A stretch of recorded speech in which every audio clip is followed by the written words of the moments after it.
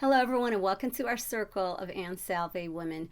So, for today, we're going to talk about my article on To Ask If Love Were Money, How Rich Would You Be? And you know what's interesting is that when you are teaching, sometimes it's not in the subject matter that you do find yourself with your greatest moments of aha. Sometimes it's in those moments where you allow yourself to be just vulnerable in listening in to what your children or what your students are teaching you in life to really reflect on, because otherwise sometimes we don't think unless someone speaks, right? And so in this case, this was a classroom discussion that really drew to a much deeper, like beyond the surface type of discussion in just a short while, and yet the depth of it was something that really allowed all the students inside to be reflective. And in this class, this isn't just my typical middle school math class, but this one is more of an open discussion depending on if there's something that is just for us to address. School expectations, things to anticipate, any assembly, anything to just get our minds on in preparation. But then sometimes we're given a topic to discuss. And this topic was on what is compassion. And, you know, for me, I like it where I just ask the question, very Socratic type of mentality. I used to teach language arts as well. And so I've always loved this opportunity to have an open concept type of discussion. And in this discussion, it was really more of just seeing what the kids were going to say. It's early in the morning. I know that their minds are still waking up. And it's nice to just have something come up out of nowhere, and then we go from there. And so I remember a student who raised her hand, and I was very thankful that we could start to really address the definition of compassion. And what was interesting to me is the student started to really define what compassion was to them. And as I'm listening, I already knew I always put myself in the student perspective or the child perspective, where if I were they, what question would I have to ask? And don't be afraid to ask. And so in this case, the student was talking about, suppose there's a rich person, saw someone who was really poor and they needed money, and so of course they're going to give them money in more or less words. And I was like, oh, okay, okay. And okay, some more. But really quickly I then asked, so who gives more? One with hardly any or one with a lot? And of course to them, they thought about it, processed it, and it's nice in a classroom like this where you're not being graded for it. There's no right or wrong. There's just coming from your heart honesty. And, quite in unison, they were like, the one who has less.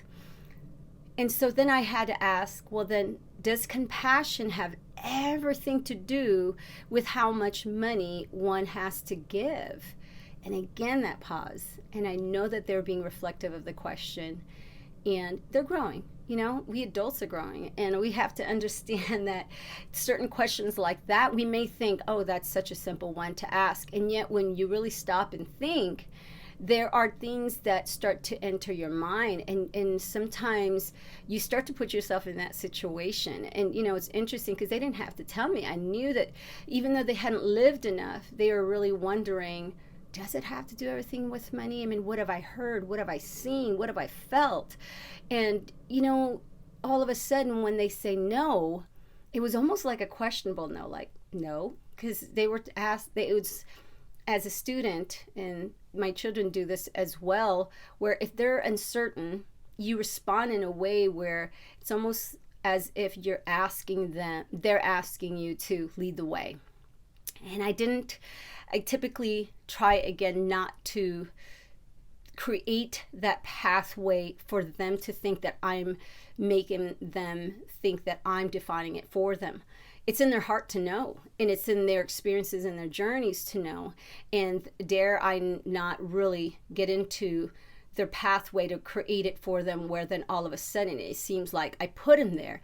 I want them to put themselves in that situation so that they can own up to whatever it is that really enters their heart, their mind, their body, and their spirit.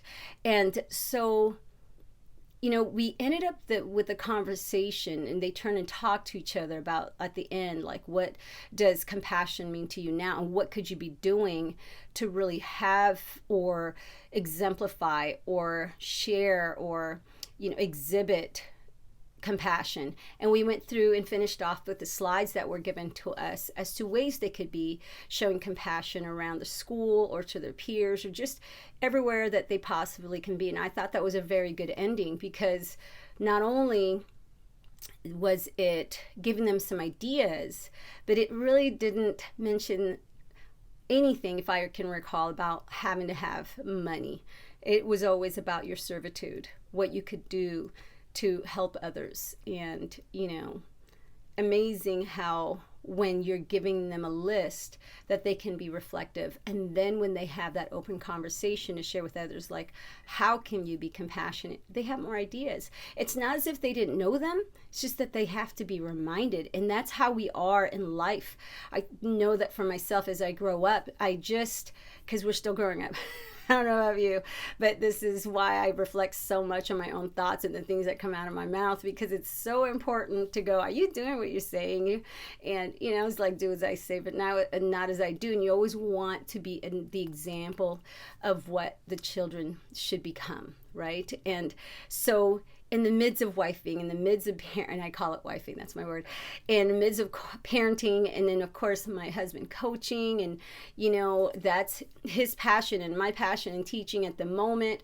I know that there are times where we look at our circumstance and we go, we could be like somewhere else right now. And yet there's no other place that we would rather be. It's just something that we know our heart is here. And I call it a good curse. Like what I tell my students, I don't recall I mentioned this in the article for this time, but it's not like teachers wake up and go, who could I pick on? So when you have moments where you have to redirect a child and you're having to discuss with them and remind them the expectations and how they can contribute to the peace of learning instead of any distraction or any unnecessary commotion, then it's like, you remind them that you're a team. You're doing this together, and that you're not trying to. I never use the word sabotage, but to me, in my mind, in my heart, it's like you're not trying to sabotage a child's life.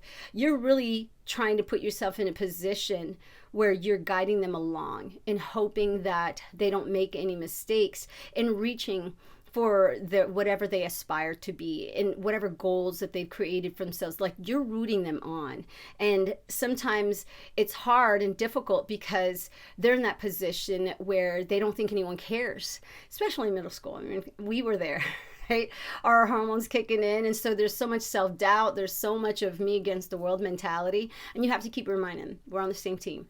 We're together as one. We've got to make sure we do this together. Whether you're a parent or you're a teacher or anything that has to do with children, you have to put yourself in that position and understand that they're coming from a perspective of not much have they journeyed. And so in their mind, sometimes all they believe is that it's no one really cares or no one has a time for them, because the world is so you're dispersed in so many different directions. And when you don't pay them any attention, then they think that it's because you don't want to give them any attention, whereas as adults, we've got a lot of things to do, and it's not that we do this intentionally. We've got to focus on everyone, not just you. So that suffer with is definitively what children need to know and what adults need to know, because compassion, I didn't put out this definition out for them to see. I looked it up myself to make sure I knew the true meaning of compassion. Even though we always have this idea of what words are, I'll till this day, I've told my students when I used to teach language arts, like I would carry a dictionary with me now. Thankfully, technology doesn't always require you to always have your dictionary, but I still have one in my car and, in my room, right next to me. But now it's like, go to my phone or go to the computer. And it's like, okay, define again what is compassion from to denote it from the dictionary. And if I recall, I believe I have it here, where the compassion is sympathetic pity, concern for the sufferings or misfortunes of others, and what I didn't add in there also in my mind to them is to suffer with. And so for me, suffer with is the pinnacle of it, because I like to think, oh, we pity on people, we feel bad. And yeah, in essence, when you do have a lot of money, and there's nothing wrong with giving, right? Being philanthropic and a philanthropist is this really essential piece in my mind that I know I will, if I haven't already, in my time and my talents, of helping other people. But sometimes, that's that treasure that you have within you that you're able to give. And it doesn't always essentially have to do with money, though. And I think a lot of people they hold back from thinking that they can help out. When I have a math team, you don't realize that there are some really, really magnificent mathematicians out there, and they don't have to be retired. They could be students that within students that could help each other out, knowing some ways to shortcut how to figure out a problem and so forth. I mean, we can empower one another, and yet we don't even realize we hold in the power to really help others. And I think that's the part where we think, compassion can be so limited to only certain people. And yet what we don't realize is we have it within us. We have the power to be compassionate, but it doesn't have to necessarily deal with money. And so in this case, being in whatever together for betterment, to me, is that compassion. It's like we're in this together. And that is one thing that I wanted my students to really get to own on their own by the time that they were finishing up the discussion, is what can I do? What power do I have to really show compassion to others?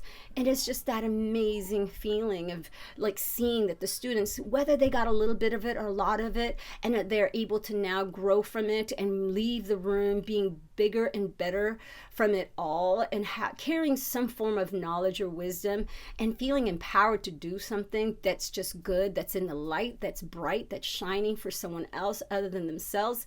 It's an amazing feeling. And so my boys are here. And so with that said, I think I'm going to end this one. Just know, again, to ask if love were money, how rich would you be? You have to ask yourself that you have so much treasure and talent and hopefully time that you can find to really give compassion to others. And it is something amazing to know that you withhold that, because when you embrace it, there's something about you that someone else needs. And when you're in companionship with others around you, being in whatever together for betterment, it feels good to know that you're in it together. So in the words of my mother, God bless us all. They just came in from practice. They're now taking a shower. So let's have a great day, and we will see you next time. Thank you so much for listening.